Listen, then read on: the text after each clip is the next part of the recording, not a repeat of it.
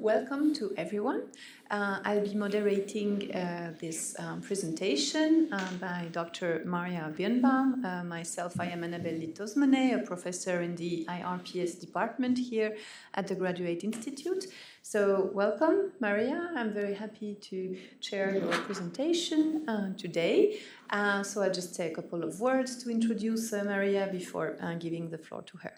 So Maria has a PhD from the European University Institute. At the moment, she's a senior postdoctoral fellow at Swiss Peace in Basel. She's also a lecturer at the University of Basel. She's also an associate researcher at the Institute of Advanced Studies at Princeton University. She has, to date, worked at the intersection of global politics, religious studies, and critical colonial studies. And her work, in particular on global politics and religion, has been foundational to establishing this field of research.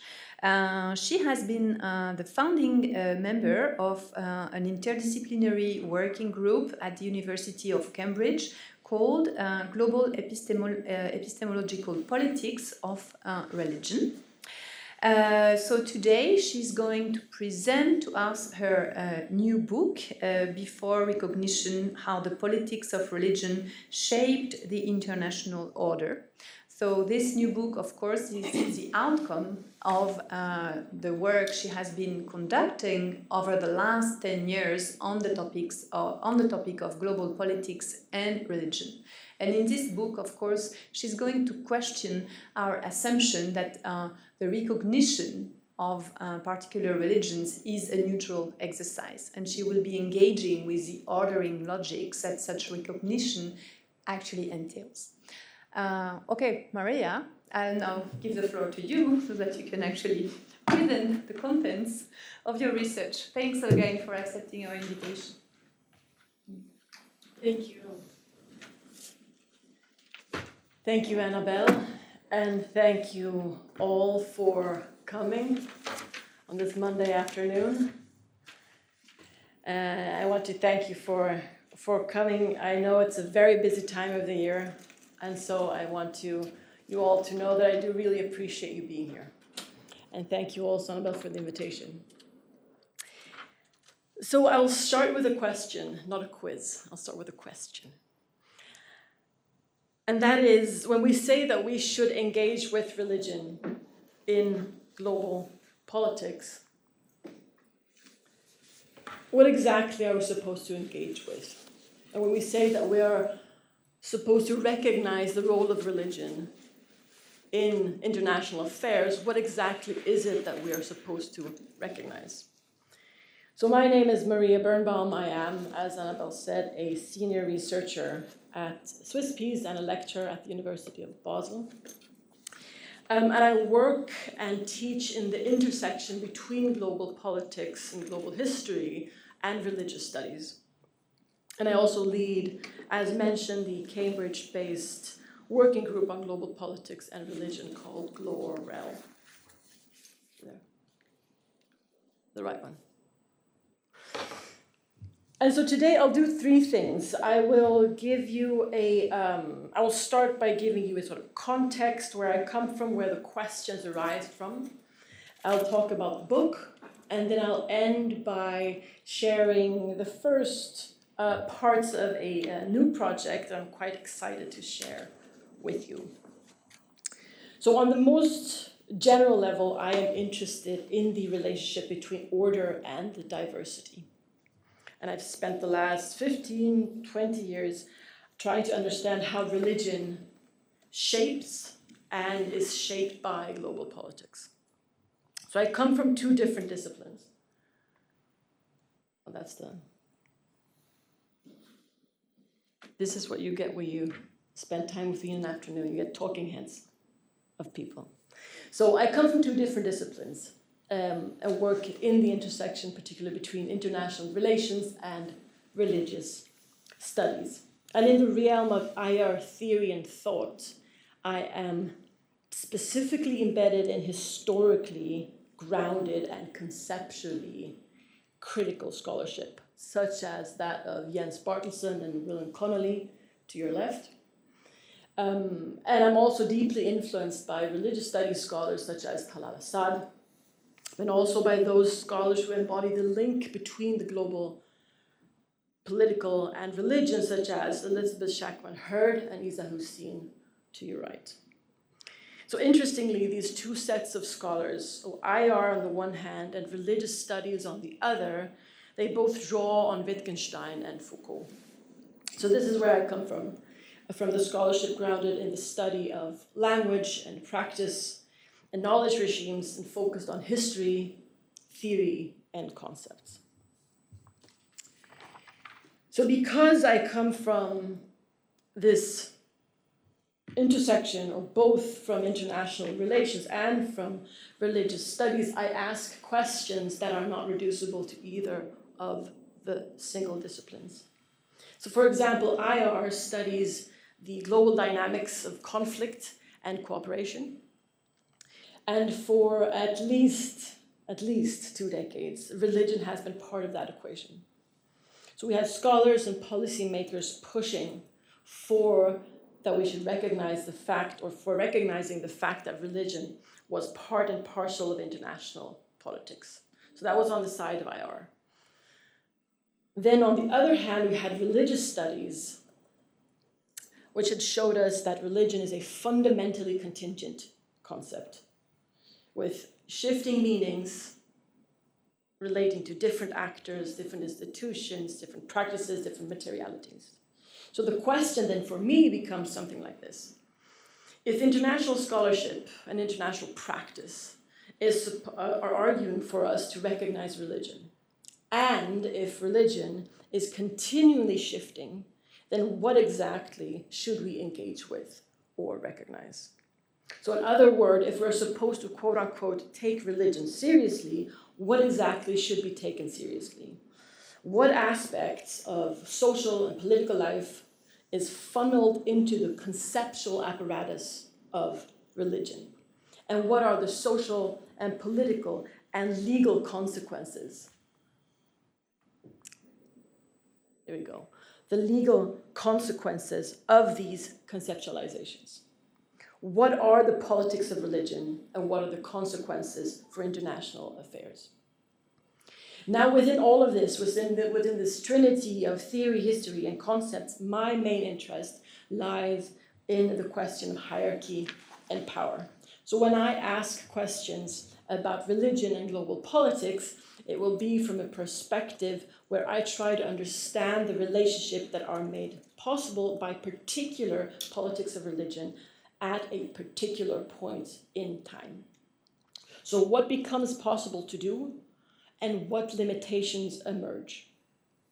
If we identify certain aspects of global political life as religious, what does that very designation do? So in other words, to what and to whom does the use of the reference to religion do? What does it enable? What does it limit? And how do these dynamics change? So I'm interested in how religion shaped global politics and in turn was shaped by it.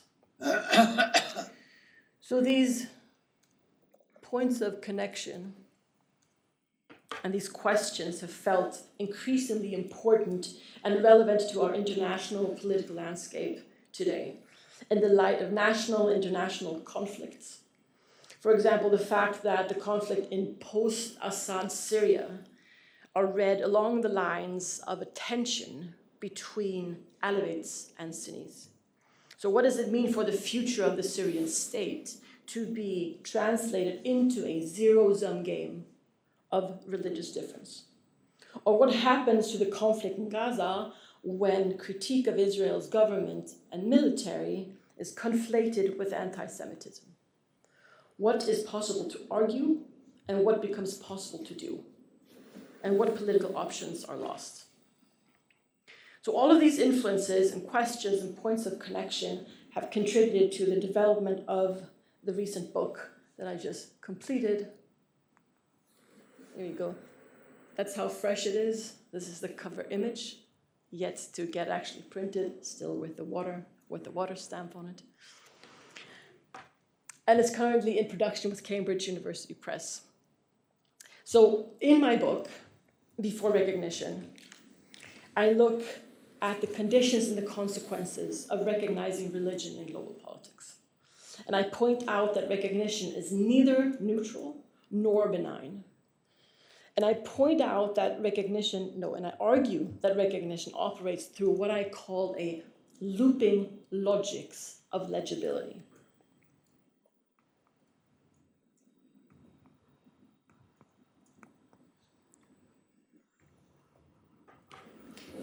And these looping logics of legibility, by which I mean that we tend to recognize that which is already recognizable as religious. So religious elites or practices and subjectivities that identify with any of what is called, quote unquote, world religions. And the problem of this looping legibility is that we thereby risk reinforcing existing hierarchies and reifying religious differences, deepening social and political divisions.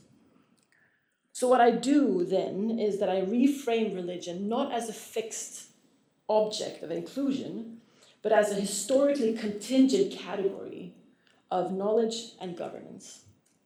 And I engage critically with the politics of recognition and shift the question whether religion should be recognized to how religion became recognizable. So in each chapter of the book, I look at different processes, different iterations of processes by which religion becomes recognizable in international relations scholarship and global history. And I use illustrations from the entangled imperial histories of British India and Mandate Palestine and trace how colonial and anti-colonial governmental logics structured and the contours of religion. So the book analysis extends to pressing geopolitical contexts, including the ongoing destruction and war in Palestine and Israel, or continuing conflict between and within Pakistan and India. And it gives crucial historical contexts for the many ways that the categories of religion have been mobilized, both as tools of government, but also as frameworks for resistance. And what we see is how these processes, they institutionalize hierarchies, they marginalize alternative solidarities, and deepen divisions. They undermine, but they also enable conflict resolution. So this book is in large part a theoretical intervention that then calls on two empirical case studies, that of India and that of Palestine, to illustrate and illuminate. That focus is reflected in the structure of the book. So the book is divided into three parts. The first several chapters engage with the theoretical challenges that is at the heart of my work. And the latter few chapters offer the case studies where we see these theoretical questions and problems percolate. So how do I do this work over the course of the book? I'll give you some detail. So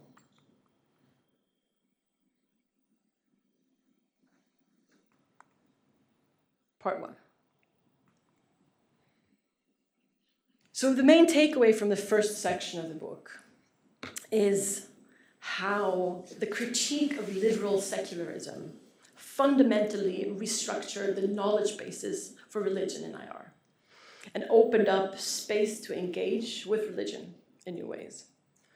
And we see how that space, that newly opened space, became filled with a particular kind of multiculturalist scholarship, looking to rehabilitate religion and bring it into the centerfold of both theory and practice.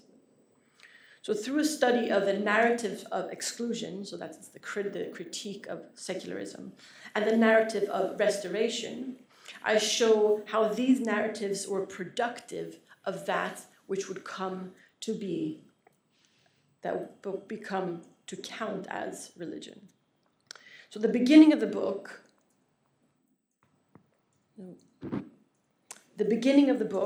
therefore studies the performative power and the constitutive power of narratives of exclusion and restoration for religion in international affairs.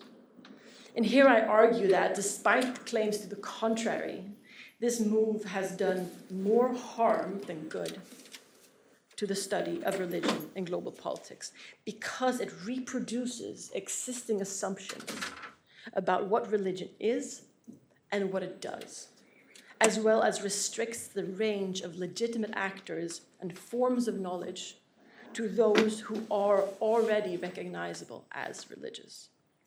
So it's important for me to explore this legacy in order to understand the foundational problems currently embedded within IR scholarship on religion.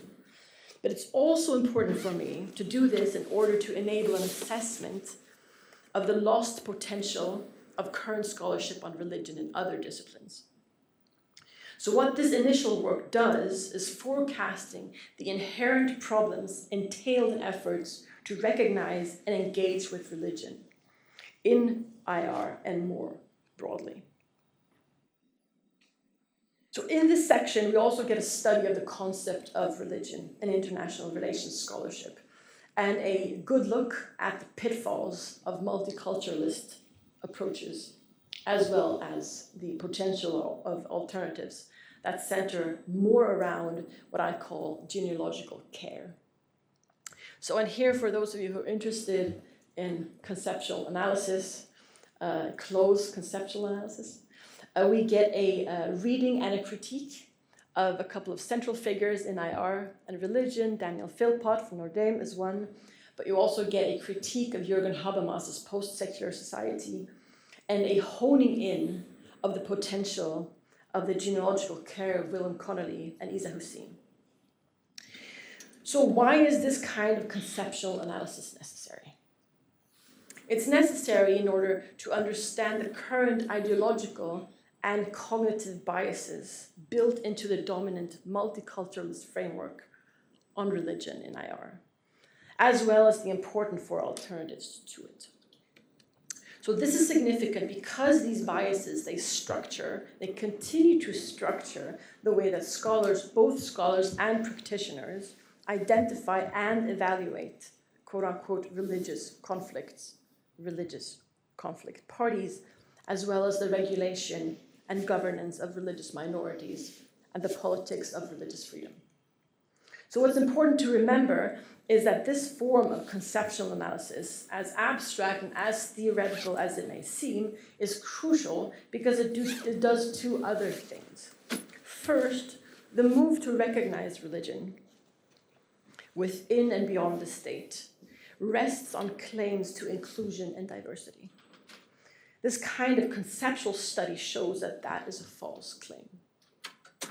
It also, as a second point, shows that efforts to recognize religion without conceptual care and attention risk reproducing structures of power and hierarchy and lose their ability to challenge them.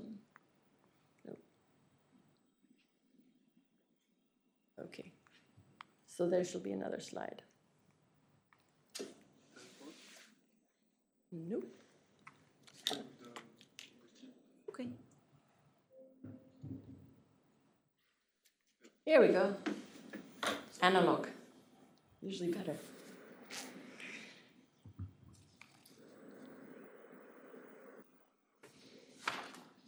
So the second part of the book, this is what I just read. There we go to the second part of the book, is its theoretical centerpiece. So here I argue that efforts to recognize religion in global politics remain ignorant of the costs involved. Building on this argument, we see that the troubles with recognizing religion actually reflects more basic qualities of the grammar of recognition itself. And here we get to engage with the work of Jacques Rancière, Patchen Markell, Elizabeth Povinelli, and others. And I use this legacy to show that recognition has two sides. There is the frequently acknowledged empowering aspect that we're all pretty familiar with. But, and this is my point here, recognition also comes with costs. And here I argue against the common position in IR that recognition really mainly is about constituting identities, collective identities of international actors, and that it is seen as a motor of change and therefore a core part of the dynamics of international politics and conflicts. But what this point misses out on are precisely the costs of recognition, the way in which it depends on a pre-existent recognizable subject and the stabilizing effects of the looping legibility at heart. This is significant because it shows that the problems accompanying the engagement or the inclusion or the recognition of religion are part of the very conditions of possibility of recognition and do not come only from academic ignorance, neoliberal politics, or conservative bias. So the book argues that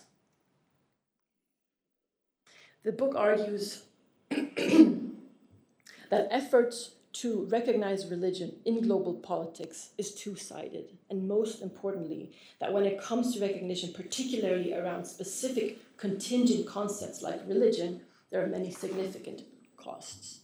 And these are, and that's the takeaway here, the hardening lines of conflict and war, as well as the naturalization of different social identities and lifeways in relations to the state and international political order. So what I call the loop of legibility, which means the risk of being stuck in recognizing that which is already recognizable, this loop of legibility sits at the center of the condition of recognition. That's what Patchen Markell calls being bound by recognition. So throughout the book, I return to this point that recognition has this double nature. It both constitutes and empowers subjects of global politics, while at the same time incorporating them into a particular form of governance and hierarchy. So I point out that it's only by understanding both of these sides that we can properly understand and evaluate consequences of recognizing religion and religious difference in global politics. And this is what the third and the last part of the book does.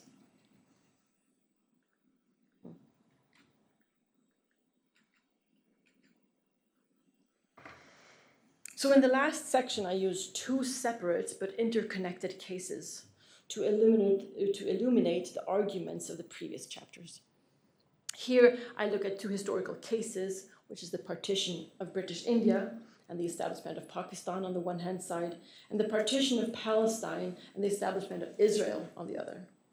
I first show how two subjects defined in the terms of religion, the Muslim and the Jewish subject, became recognizable as such in the decades prior to the independence of the Islamic Republic of Pakistan and the Jewish national home of Israel. So two cases that aligned the recognition and the formation of the religious minority, the nation, and the state. So we see how recognition of Israel and Pakistan in the contexts of their colonial pasts and the role of demography. So I look at demography, the census, the counting, and the claims for political representation, and last, the work of two international commissions that shaped the borders of these two states. So this section shows how emerging modes of political and legal recognition built on and cemented very particular understandings of religion and funneled certain aspects of social, political, and cultural life into coherent, representable, and recognizable forms of religious difference. And these two first chapters, they illustrate the costs that come with the recognition of religion and religious difference in the transition from empire to state. The double face of imperial recognition of the Indian Muslims and the Palestinian Jews, in other words, worked both as a condition for legitimate power and government, as well as a resource for future challenge against them.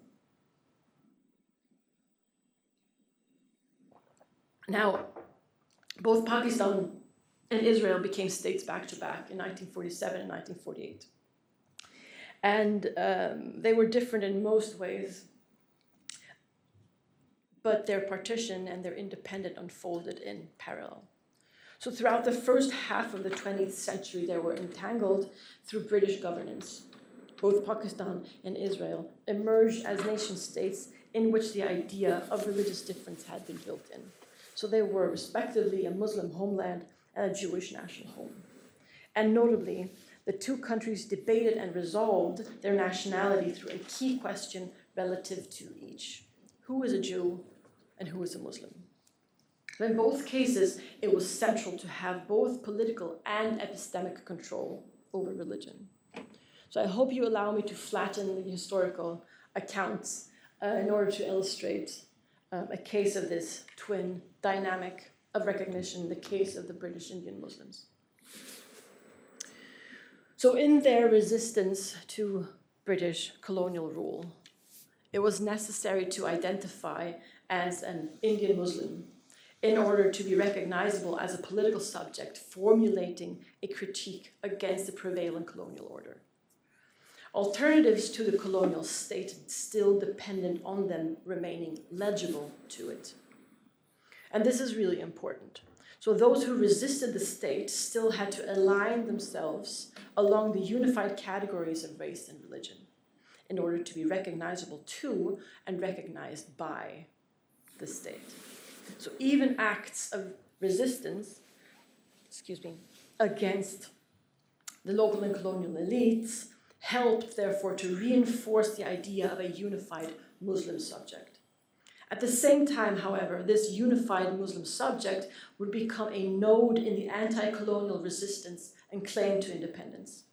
The imperial recognition of the Indian Muslims was Janus-faced, so this Roman deity with the two faces, one in the front and one in the back, because it was working both as a condition of government and power as well as a resource for challenging and opposing it. Now, connecting political power to one's recognizability as a religious minority would cut both ways.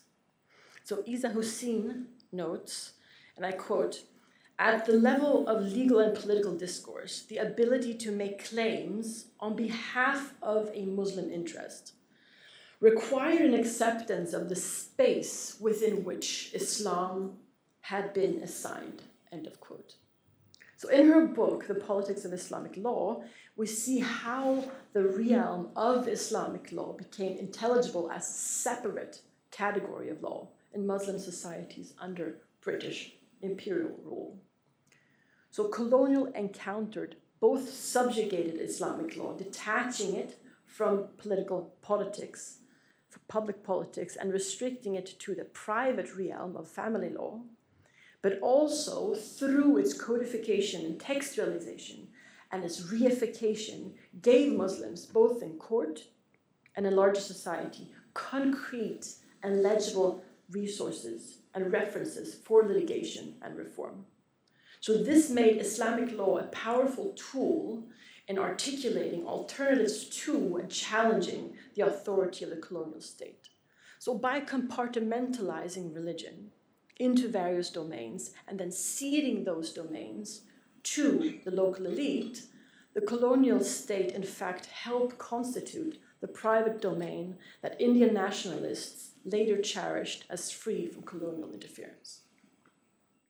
Now, similarly, the processes of minoritization were also a case of the two-sided recognition. For example, by giving the Muslim minority exclusive electorates, these processes brought both access to power and subjugation to it. It granted access to power by making the members of a population recognizable as a political actor. Yet the conditions of that access to power was that you needed to be recognizable as a part of that Muslim minority. That means, in this example, becoming legible to the apparatus of the state. Returning to the terminology of the previous discussion, recognition had a double face, making the conditions of empowerment simultaneously the conditions of control. So my point in drawing these parallels between the recognition of Islamic law and minority recognition is to draw attention to these two phases of recognition that I keep coming back to. Recognition brings with it access to power, but it also brings costs. The British colonial state separated Islamic law and the Muslim subjectivities connected to it from public political power. Those were the costs for the previous authorities and communities. At the same time, this unification, the codification, reification of Islamic law opened up the space for anti-colonial actors to draw on those highly specified codes and rules in order to articulate an alternative to British rule. Similarly, the recognition of British Indian Muslims as a minority created a unified actor with political access. At the same time, it limited that access to those who were recognizably Muslim in the eyes of the colonial state and the various technologies of categorization, such as the census or the letters of the law. So the form of power expressed through the regimes of recognition thus both established the subject with a big S and subjected it to existing forms of government at the same time. So in this, we see the different parts of the arguments that I make in the book. First, very, very simply put, before one can be recognized, one needs to be recognizable. If you want to be recognized as a religious minority, you need to look like one and you need to act like one. Second, recognition is two-sided, both entailing empowering and constitutive aspects, but also entailing limiting aspects coming with certain costs. Then third, and this is the central argument here, is that since recognition has costs, it's important to study the processes that produces those costs. So what the book then does is that it traces the various processes through which religion became recognizable as a category of knowledge and an object of governance. And it shows how attempts to govern through religion and with religion constituted what religion would come to mean and what its use would be able to do. So now the example that I use today, and mostly centered on here, is a governance of religion by the colonial state and international political order. But throughout the book, we have the same analysis for other sections of social and political life, such as the role of the translation and self-identification of communities and individuals and the intermediaries function of families. So each one of the chapter of the book traces various processes of this path to legibility in global political practice, such as the partitions of British India and Mandate Palestine, and most notably in the entanglement between India and Palestine, and the fundamental global nature of conceptual history and politics. So the main takeaway of the last section is really the transnational aspect of global politics of religion. So we see throughout the entangled nature of these state-building ventures of Pakistan and Israel contributed to the circulation of particular understandings of religion and its relation to state and political order. We see that this structured minority politics of the British Indian Muslims and the Palestinian Jews, and both limited and enabled the claims to the nations and the state that came to replace them. So through the focus of two key individuals, Muhammad Safwal Khan on the right and Reginald Coupland on the left, we see how these two individuals moved between Palestine and India and the Palestinian and Indian partition processes, how the institutions that they represented were part of both partition processes. And subsequently, we see how the ideas they carried regarding religion and its relations to the emerging states, how religion related to violent conflict and how it intersected with and differed from other central concepts, such as race. We see how all of this circulated between Palestine and India over the final decades before independence. So one main takeaway here is that the claims for the recognition of religion in international relations are not separate from these forms of colonial epistemological politics, but they're intimately connected to them. So as we see in these two last chapters, the elusive nature of religion is in this way not simply instrumental for those struggling for the independence of a nation or negotiating the social contract for a heterogeneous group within a state, the politics of religion is not just a strategic instrument for resistance or governance. Rather, it's part and parcel of the web, an epistemic and conceptual web within which global political dynamics are entangled. So since this is an interdisciplinary venture, there are implications in various fields and various ways. And I'll gesture towards some of them.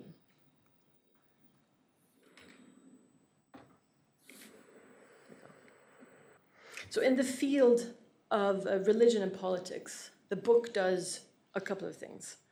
First, we see clearly the productive and reproductive power of recognition arguments in religion, in national and international politics. Included here are both the exclusion and the restoration narratives.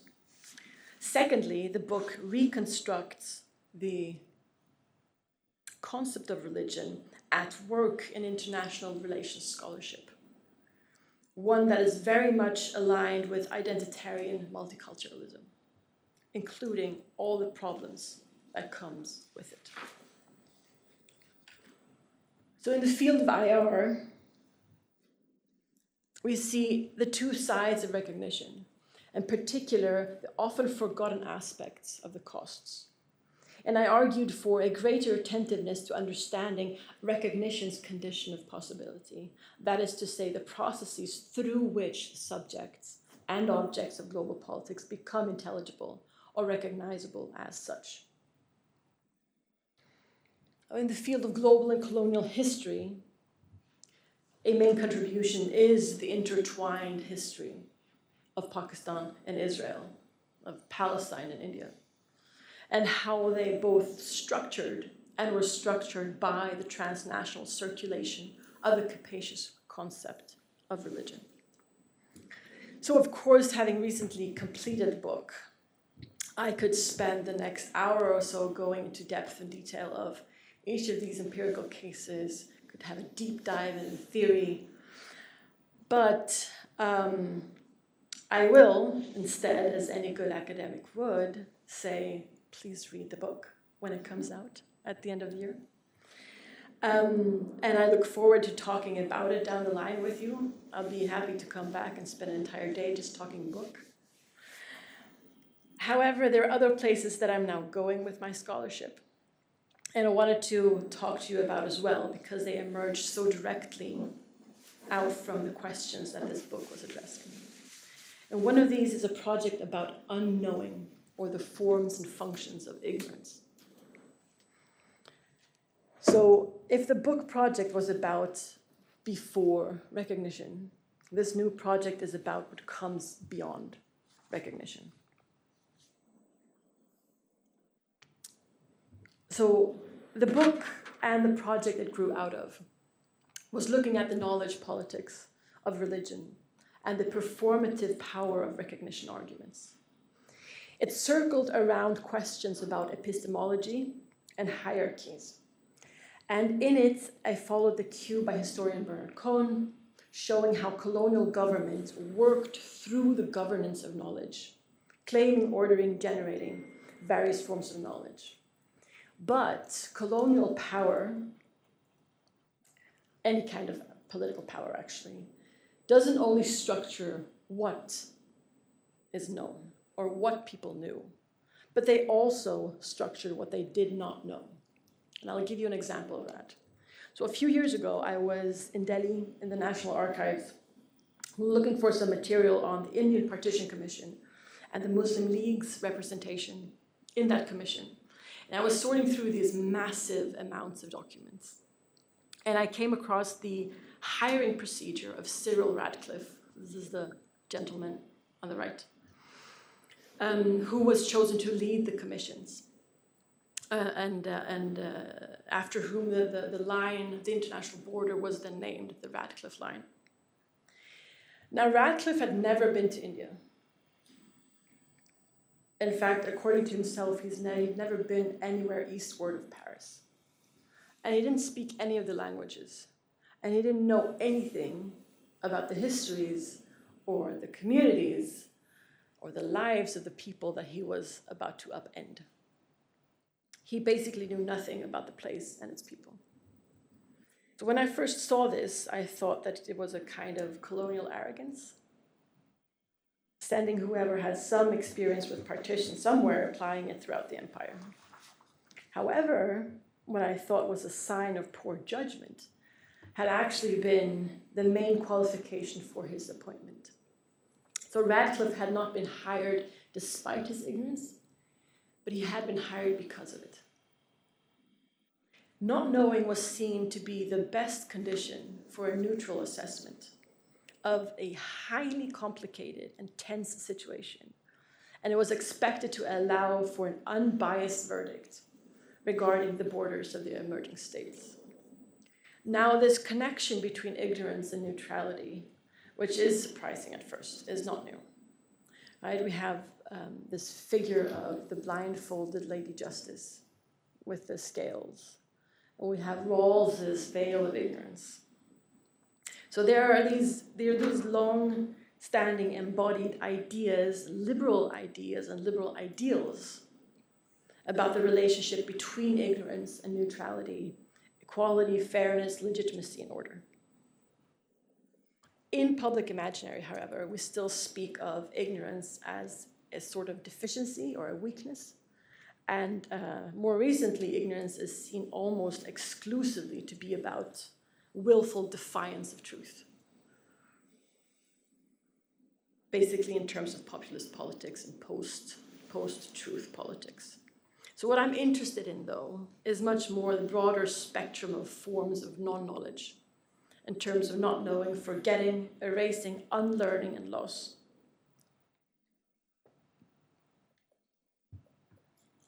And how these practices and narratives relate to the colonial and post-colonial contexts. So in this new project, I'm interested in the relationship between ignorance or non-knowledge and order. So I'll give you one brief example, and then I round off. So in my previous work, I've been focusing on the Middle East and South Asia, and this time I'm looking at the Arctic, which is closer to home for me as a Swede. So inspired partly by James Scott's work on feigned ignorance in his book, Weapons of the Weak, I'm particularly interested in ignorance as an instrument of power and a form of resistance and a source of political change. So I'm looking at the different techniques of unknowing, of active, passive destruction of available knowledge, unlearning, selective amnesia, and institutional forgetting in the underexplored colonial history of the Arctic. So this project examines how ignorance sustains and challenges existing knowledge and power hierarchies. So what's interesting to me is looking at the practices and narratives of ignorance as emancipatory or empowering practices. And I've started my work here by focusing on the Arctic, both as an inhabited space, but also as an imagined space. So the project studies practices and the narratives and the theories of ignorance by those who lived in the Arctic in the past and the present and their visions for the future, all of which have been defined by the political theology of the state-communal relations, as well as transnational social movements of resistance. So the cases that I currently see for this are divided into different temporalities. First, dealing with the past, which focuses on forgetting and generational amnesia as a form of protective ignorance in the processes of nation and state building.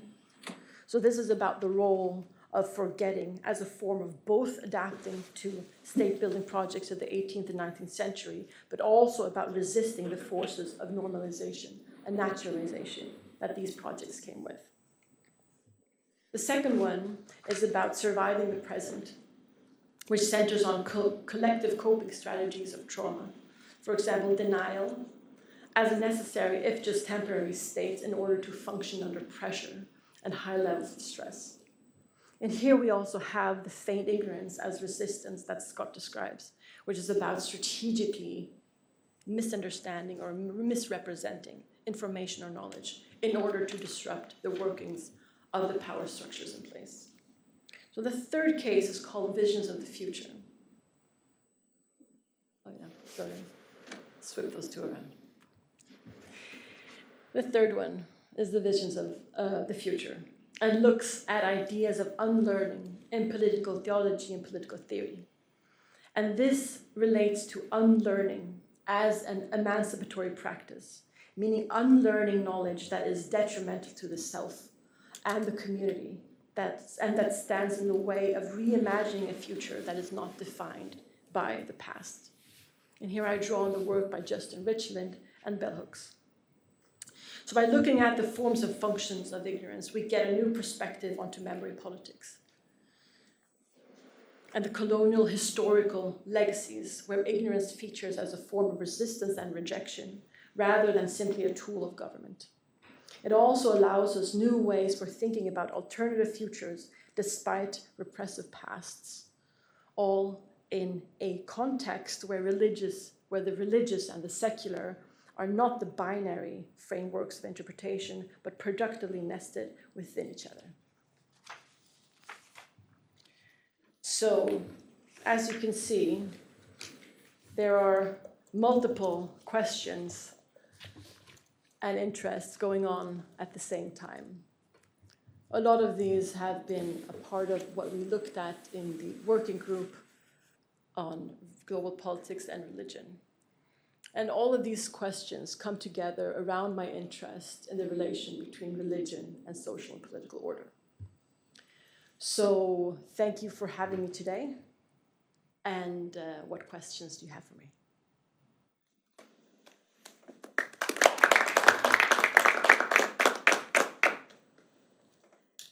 Thanks a lot, Maria. So maybe I'll let you pick up the questions? Yes. Is that okay? Yes, please. Thank you. Okay. I have a question. Yes, go ahead. First of all, I don't think I need I think everybody can hear me, but still, it is a style.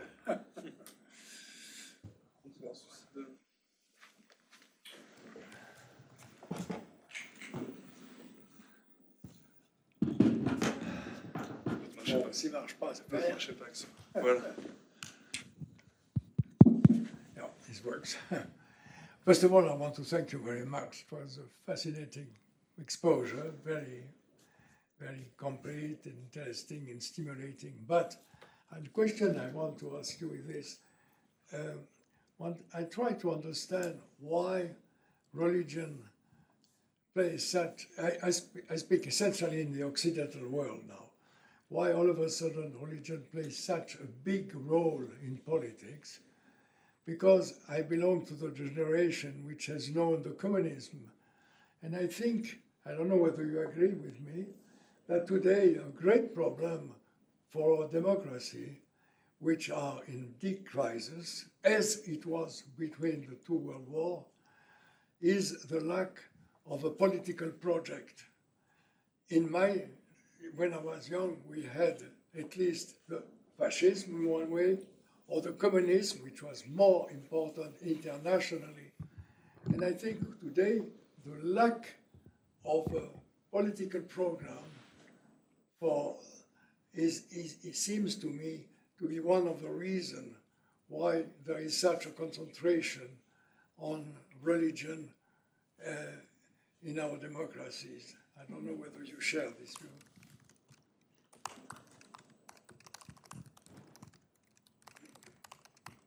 Do you want me to collect or should I respond directly? As you prefer. So I can respond directly because it's an interesting question because it sets up two different starting points. The first one, as I understand you, is the search for an explanation of the identification of a sort of a void in contemporary communities, societies around the world, not just West or East, North or South, but this seems to be a global phenomenon in your question. And the question to be is the interest in religion due to the fact that religions fill this particular function. Is that a correct understanding of your question? So I think from my perspective, I would start by rephrasing the question into what is legible as religious in the eyes of the global audience, right?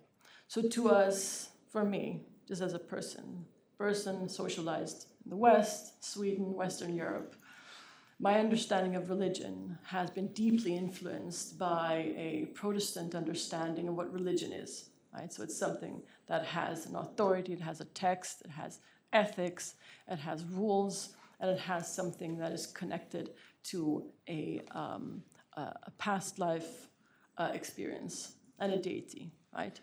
That particular understanding of religion is centered in a lot of international analysis of what religion is and does. So when we go around the world and say, well, we see religion here, here, and here, that is often the focus and the framework through which we read particular claims to religious authority. Now, my interest is one step prior to that. My interest is to say, well, what difference does it make if we identify certain events as religious, right? So does it mean that if we identify a conflict as a religious conflict, the assumptions that we have with our understanding of what religion is usually that it is a zero-sum game, right? It's about identity, it's about existence. So a conflict that is identified as a religious conflict often gets treated as an existential conflict, a zero-sum conflict that is going to be longer than conflicts about social and economic conflicts, because it is not just about material things. That is the assumption that I'm interested in uncovering. What happens if we find out that that is the assumption on which we build our responses, our policy responses to these conflicts, right? So I'm interested in what happens when we identify something as religious and what that concept actually means for those who are applying it. Did that answer your question? Thank you very much. Thank you.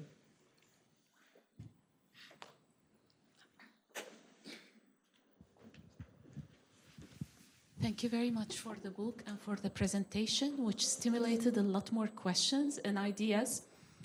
And I was trying to reflect on the idea that of the assumption from which we develop policy, but it could not be the right one. And you spoke about minorities as a political aspect of religion. And this took me to another type of questions, because I think the question of minorities and religious minorities is a reflection of unresolved issues, of the remaining unresolved issues of the formation of nation state in Europe. Because when the nation state emerged, they had to identify certain groups as minorities in political terms to ensure that their rights are protected. So we had the treaties on minorities at the League of Nations, and it became compulsory for any new emerging state to get recognition is to also join the treaty on minorities. When we look at whether India or the Middle East, which were under the same European colonial rules, we see that the same colonial forces imposed on the nations to identify minorities and majorities, although these terms were not known, neither in India nor in the Middle East.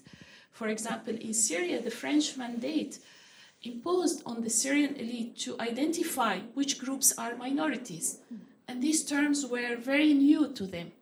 The same happened in Iraq and in Palestine, and that created a different type of politics and different type of political violence, because it was a political violence that led to the treaties on minorities, and the identification as minority groups made them subjects to other types of political violence as we see today. So as I'm trying to reflect on what you say, what do you think of this idea? Thank you. Thank you. So I would say that the analysis of the process of minoritization, so the becoming of a minority as a necessary state to gain agency within the colonial system, that process of becoming a minority is at the center of this book. That is one of the main parts that it does. And it looks at the emergence of the minority, a minority, in three different contexts. So I look at the politics of the census, so counting. So in India, for example, the British came every 10 years and asked people to identify what they were, right? And there were boxes. There were certain boxes. You could be Muslim, Hindu, Christian, Sikh. There were certain categories. So I was interested, and I looked at how they arrived at those particular categories. Because you could only tick one, right? And most families around the world, but in India in particular, you're not only one thing, right? You're often multiple, not just within the family, but often within a single individual. But the way in which political representation was then tied to the census forced people to pick the one alliance, the one identity, for lack of a better word, a single one that then could become representationable in the political sphere. So, for example, when I talked about the fact that in the local parliaments in India, you would have a representation according to the number of the percentage. So if you were 23% Muslim in that region, in that state, you will have 23% of the seats in parliament, right? So the numbers of how you identify, the numbers, the percentage of Muslims suddenly become politically relevant, so that the identification of religious difference becomes a political necessity. Right? That's how you become a political actor. And all of that is a part of becoming a unified minority, right? So I look at the census and the politics of counting, demography, and I look at the representational politics. So what kind of political parties claimed representation for whom?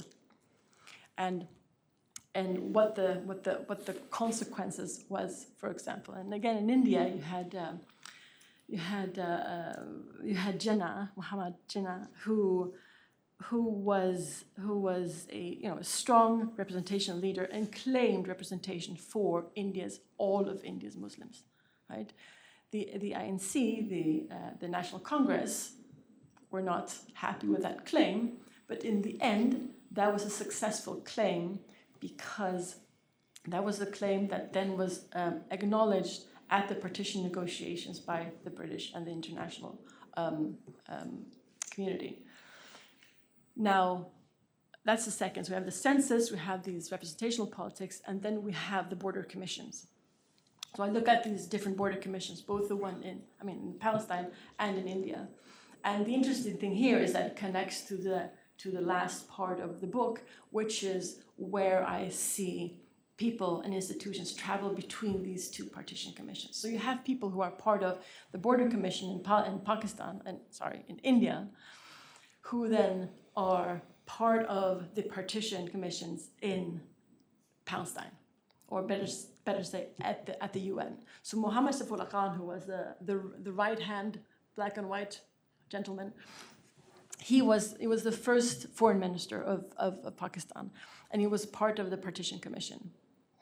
And 6 weeks after independence, in August 1947, he gets sent to New York to be the representative of Pakistan, the first representative of Pakistan at the UN. He also becomes the chairman of the commission of the opposition against Palestine partition, right? So he is one of these nodes. And the other way around, you have in the Palestine partition, the first Peel Commission is Reginald Coupland, who was the British gentleman on the other side, who was a part of that commission, a first and loudest voice for Palestine partition. 4 years after that commission is finished, he goes to India and writes a 4 volumes on the partition, the prospects of partition of India. Right? So these two cases are connected intimately through individuals and institutions. And both of these commissions are a part of the productive process, the constitutive process of making the British Indian Muslim a minority. A minority that, through Jinnah, who was a leader of the Muslim League, could then claim parity, so being equal to the Hindus or to the non-Muslims, and thereby claiming the nation, claiming nationhood, and thereby claiming the state. Right? So you have this process of minoritization processes, and I look at all these different processes. You have the minoritization processes and the unified British Indian Muslim minorities, who then claim nationhood and then able to claim statehood. Right? So the process of minoritization is at the very center of the book.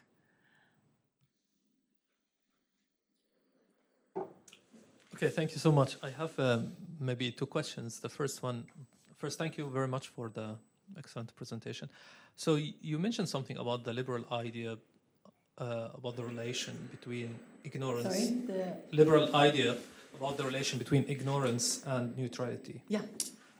I found that very interesting and insightful as well, because somehow helps me to understand different approach of the UN nowadays of appointing who seems to be ignorant to that region to navigate the mediation in XYZ conflicts, but at least they seems to be also have this neutrality and it's connected. If they know more about these conflicts, then he will be perceived as someone who is who does not have neutrality in that sense. So I found that's very interesting, and if you can elaborate on that as well. But to the end, also you mentioned something about ignorance as a form of resistance as well. So how we can somehow connect or understand these two, to me, not very much connected or in the same way directions of understanding ignorance. The second point maybe, which is beyond the presentation, but as someone who is researching religion and global order and politics, I think you take the approach, unified approach to religions, right? So all religions somehow have the same functionality in world politics. And I think it's important for a researcher to do that maybe, but don't you think that also comes with some problems as well? Like, does really all religion or do all religions have the same functionality in world politics? Thank you. So I'll start from the back because it connects to the previous questions about religion and global politics. So the question if religions, in plural, have the same functionality in world politics is something that I cannot answer. And the reason for this is that my interest lies not in tracing the impact of certain religious traditions. My interest lies in the designation of a particular community, particular traditions, particular parts of society as religious. What does it do if I identify an aspect of social life as religious? Does that mean that it becomes more heavily regulated by the state? Does that mean that people can get away with breaching other rights because they're referring to religion? I mean, there are wonderful examples in the US a couple of years ago where there was the assumption of, or the argument for religious freedom of some Christian groups, or a Christian baker, actually, to not serve a homosexual couple or not to bake the wedding cake of a homosexual marriage, right? And the argument was it is the religious right of this baker not to serve someone who they identify as being against their values, whatever. So the arguments of something as being religious or claiming to be religious have consequences for what can be argued and what can be claimed. So I am not able to say anything about the impact of religion in global politics. What we can do, or what I can do, is that I can look at the impact of designations of religion. So if you have the UN saying, well, these are religious NGOs, therefore they have the right to be in this observatory role here and here, that is a designation that enables influence, power, participation, right? So the designation of something being religious or not, that's where my interest is. Did that answer your question? Yeah, I understand that, but I'm asking outside of maybe your research or presentation. Yeah. If someone, if he wants really to understand the role of religion in world politics, can he or she has only unified approach to religion? No, I think from that's epistemological point. no. So I think I would probably rephrase that question in saying, if you look at religious communities, so people who identify as belonging to a certain community, none of them will be identical, right? Just as human life and human communities are not identical across the board. So there's nothing special or particular about religious communities in that sense, I would say. But human diversity doesn't jump over religion. It is the same type of diversity within religious communities as with outside of them. And so to your question about the first one, about ignorance and neutrality at the UN, could you say something more about that? The question being that the UN... Look, maybe this was just only a comment, right? Yeah. I don't think it is a question Okay. but a comment, because I really had sometimes difficulties to understand why they appoint or they select these people to be the special envoys for XYZ conflict, right? And always the question becomes, especially in mediation literature, neutrality. And the neutrality somehow is associated with the idea of being far from that context. Yeah. Okay? And that comes also with this lack of knowledge somehow, or on-the-ground knowledge or connection, etc. So it seems really that it's still functioning somehow, that we perceive neutrality with ignorance to the case that's been mediated from the UN perspective, etc. Absolutely. But also to the end, you mentioned something about ignorance as resistance. So if you can just elaborate on that. Yes, I'd love to. So just to the first point about the UN, I mean, the same logic you have within the diplomatic corps, right? So there you also have a logic of not being entangled with the place that you operate, right? You need to have a distance to the people that you're supposed to serve, right? Because if you become entangled with, you lose your sense of objectivity. So there is, I think, I mean, this is a new project. I will hopefully come back in some time and I can tell you all about it. But there's absolutely something there that is underexplored, I would say. Then the question of resistance. Yes, so I'll give you an example, maybe two examples from the Arctic. One is a group, so we have the Arctic in the north. I'm looking particularly at the Scandinavian Arctic, so Norway, Sweden, Denmark, Greenland, to a certain extent Russia and Finland. I haven't gotten there yet, but the Scandinavian Arctic. And there you have a form of protective ignorance or generational resistance, I would say, in reference to museums and drums. So you have the Sami population in the Arctic North, right? The indigenous populations of Scandinavia. So during the nation-building processes, the state building, the 18th, 19th century, you would have missionaries that come up from the central part of Sweden, for example, go up and do missionary work, trying to convert. And one focus of these missionaries were the drums by the shamans. So you would have ritual drums, and they're beautiful. I mean, these are big drums, skin drums, and there's drawings on them. And these drums became a symbol for the marginalization of indigenous spiritual or religious traditional culture, right? So they targeted the drums as the sign of anti-Christian rituals, right? So what has happened now is that within the Arctic there are two sets of economies. There's reindeer herding and there's tourism. And within tourism, there are museums popping up to display the history of the Sami communities. Now, the center of almost all of these museums are the drums, right? The drums, some of these communities say, play a minor role in Sami culture, right? They have received attention due to the fact that they were targeted as a missionary practice, right?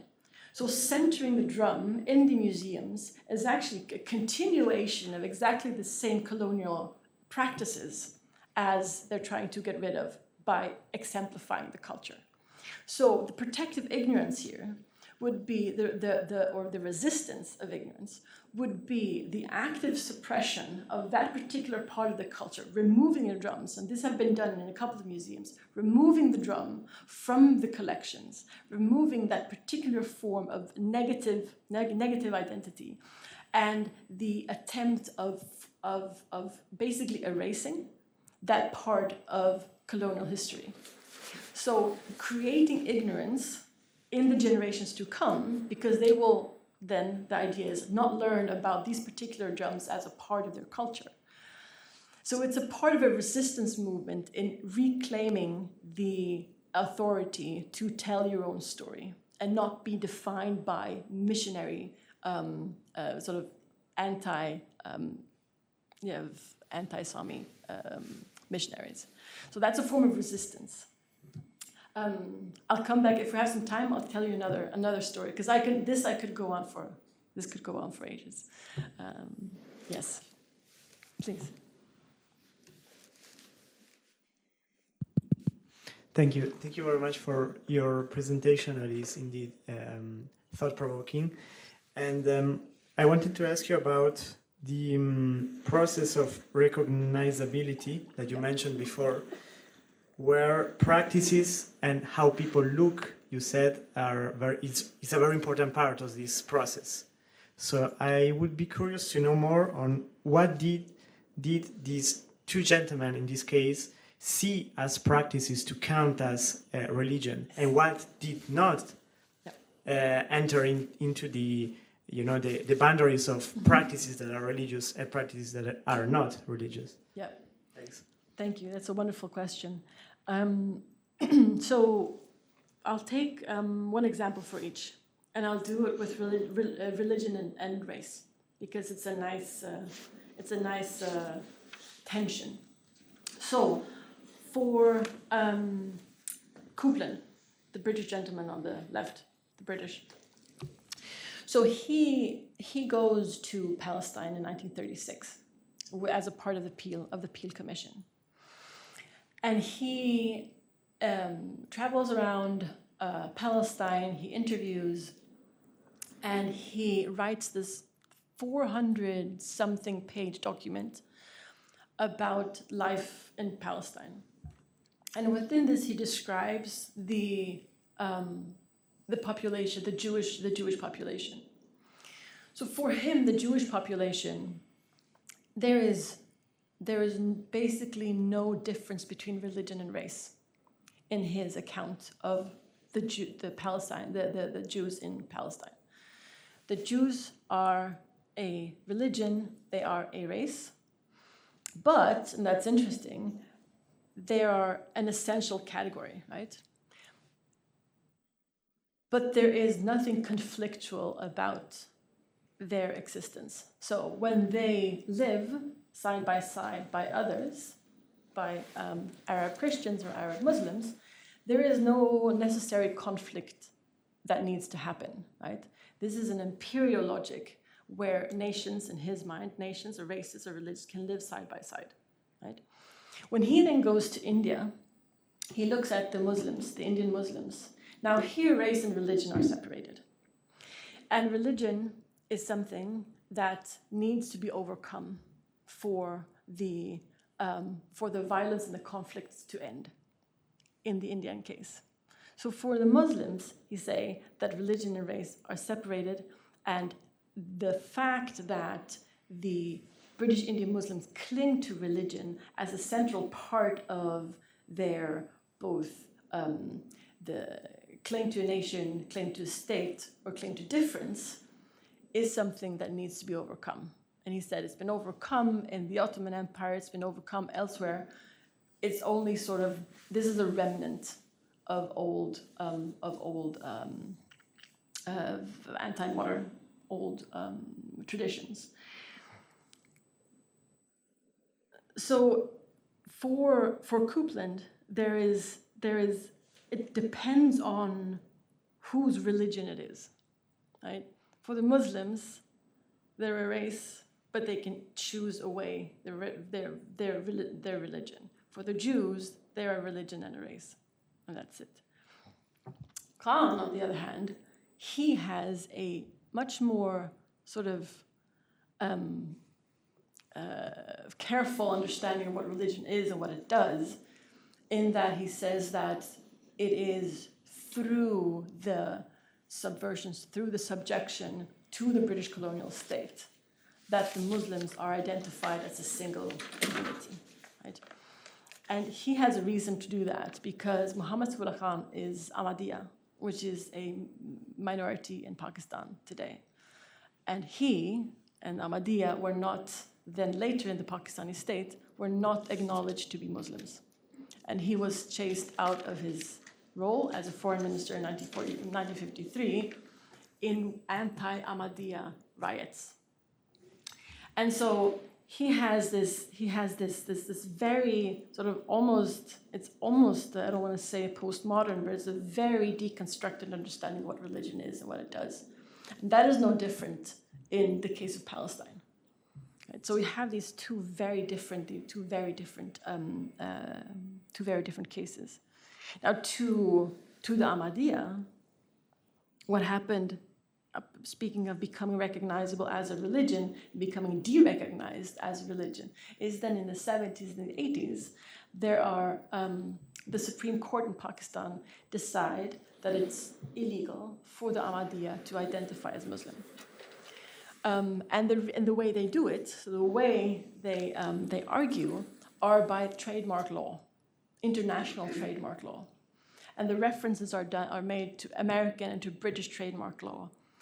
And the argument, or one of the analogies that are made, are that just as Coca-Cola has a trademark over its products, the Pakistani state has a trademark over defining who is and who is not Muslim, right? And the Ahmadiyya are not Muslim. And because they're claiming to be Muslim, they're misleading the broader population, and therefore they're in breach of the trademark. So you also have these very particular processes by which the state, in this case, are defining who is and who is not recognizable as religion. Yes, please. Thank you. There was already...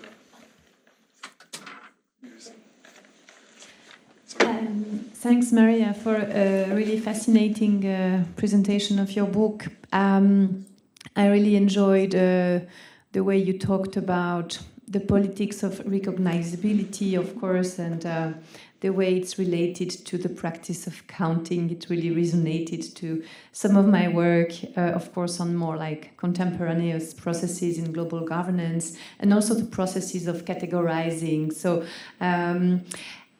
I also really enjoyed the way you are interrogating this dominant approach, what you call the identitarian multicultural approach. You are interrogating it in terms of what it does, right? You say it essentializes identities, it hardens contemporaneous lines of conflict, and so on. And I found that extremely interesting. And yet I would like to ask you, so what are the alternatives? So if you were to think of, what would be a better perspective or a better way to go around that? Could you think of some alternatives? And when you talked about your more recent project on ignorance, you said that in the context of this project, you see the secular and the religious as productively nested into each other. Is that connected maybe to expanding the realm of alternatives in terms of how to think about religion and the politics of recognition? So yeah, I guess there are two questions nested into one. Take it whatever way you like. Yeah, no, Yeah. thank you a lot for that. So the question of multiculturalist arguments for the recognition of religion, I should say, just gives some context to it. So you have different versions of this. You have versions of this that are very straightforward about pushing a particular kind of value system into the center of international politics, right? You have that. You have a very sort of conservative, a push for the need to center a particular kind of often Protestant-based value ethics, right? That's one. What you also have, and this is a similar logic, though politically completely opposite, is that you have a similar kind of argument within postcolonial literature, where religion is seen as that which embodies the critique or the going beyond the narrow liberal understanding of global politics, right? So you have this strong critique of liberalism throughout the 90s and the early 2000s. You have the both post-structural and post-secular alternatives coming up as saying, well, the secularist center of liberalism is a problem because we're not seeing all of these other parts of the global realm. And the argument is usually that most part of the world is not secular, right? So what you see in the post-colonial literature is often a way of pushing for the recognition of religion and religious groups and ontologies and different forms of knowing as a way of expanding a very narrow liberal secular view, right? But in that movement, it is very similar to old multiculturalist arguments about we need to recognize difference. So in that argument, in that attempt of expanding the range of legitimate speakers, legitimate kinds of knowledges, legitimate ontologies, it at the same time reifies that very difference and accentuates that very difference, right? So you have these forms of multiculturalist arguments in very many different forms and shapes. And the way that I've set it up is that I describe what this looks like, what the problems are, and then I introduce a set of scholars who do this differently, right? So both of these set of scholars, they have a critique on secularism. So that's where they start and saying this is too narrow, this excludes all kinds of different parts of politics and human sociability, and we need to go beyond that. And then they go in two different ways. The multiculturalists go for this recognition or this restoration narrative. We need to restore what has been excluded. And the other scholars, and this is where I start with William Connolly and Elizabeth Shackman-Hurd and Isa Hussein, they have what I call a genealogical care, which is basically an attention to as I said, the processes through which religion as a concept becomes recognizable to begin with. So the argument is basically to shift from arguments that say we need this is important, shift that to analysis of what are the consequences if we do. And what are the powers, what are the structural powers that are behind certain kinds of political social life becoming recognizable as religious? What are the powers, what are the structures, what are the powers behind it, and what are the consequences of that? So the alternative is not necessarily an alternative to recognition. It is a critique of recognition, saying, well, we could do this differently, not in the same register, but by looking at the political and social legal consequences of that very categorization. So when I say, to your second question, when I say that religion and secularity intersects, the very sort of start of the liberalism critique, or the secularism critique, is that what secularism does is that it differentiates religion as a special part of social and political life. It takes it out and it makes it into a thing. It reifies it, basically. And the argument behind that is that there is no way I'm going to rephrase that. My argument that religion and the secular intersects is that I don't start from the assumption that there is something that is identifiable as religious to begin with. I look at the process through which religion becomes differentiable, and I don't assume that it already is fundamentally different from the secular, right? So that's why I'm speaking of intersection. And in the context of the Arctic, that is very prevalent, because the colonial relation to the state was precisely that the state came and said, these are religious practices. You can do them at home.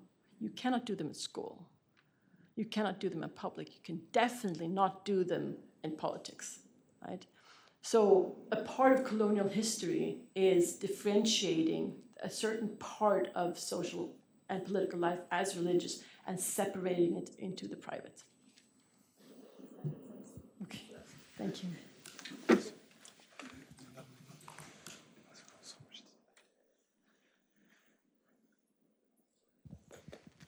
This will be the last one. Okay. So I'm thinking about new technologies, and there are lots of very strange beliefs. Yeah. Can you hear me? Yeah. There are very strange beliefs arising at this time about things like AI and quantum. Mm-hmm. And so my question, I have various questions though, but this one would be, imagine people who would believe certain things about AI or quantum would be categorized as one group and have certain rights themselves, and then their beliefs could arouse certain rights in the AIs themselves, which would then endow the producers of those AI with great power. This is the kind of stuff that's that needs to be, I would say, prevented. But I don't know what you think about that. And then the drums. Who are they protecting by their removal? It seems to me it is the colonial powers that are protected by their removal. And then, so I guess the question is, how does ignorance actually protect anybody? Is it not better to actually fully inform people to protect them the best way possible? And then, okay. At this time, there are the ignorance, and also quite generally, ignorance is used not only, I would say, to disrupt institutions, but also to deny people their rights in certain circumstances. What do you think about that? Thank you. Mm-hmm. So, thank you. I will answer one, and then I'll continue to come with my broken answers to you after this, if that's okay. Ignorance as protective. Isn't it better to just have much more knowledge? So the study that I do would be based on interviews, and so the designation of ignorance as protective would be the way in which people describe it themselves. If I think it's a good idea to remove artifacts from museums is a different story. So the way that they describe it is that they want to protect future generations from detrimental colonial knowledge about themselves. And that knowledge about themselves is, amongst others, defined through what parts of their history is displayed at museums. And in this argument, what is displayed at museums is a selection by the colonial state of what is relevant and important in their culture. So the argument would be to say we are taking authorship over our own history, and we are deselecting the importance of certain items that is not important to us, and we are reselecting others. So it's an ignorance. It's an act of erasure of what they identify as colonial violence, that is then being displayed in museums as representative of their culture. That's the argument that I understand them giving me. I think I will answer your other questions about AI afterwards, if that's okay. So thank you. Did you want to say something to end? Yes. Yes. But just a couple of words. Thank you for really a fascinating discussion and handling the questions with such depth. Thank you very much. Also, I would like to let everyone know that the book is coming out towards the end of this year with Cambridge University Press. So I think this was a very nice mise en appétit, if I can use that French term. So thanks very much, Maria. Thank you. Thank you.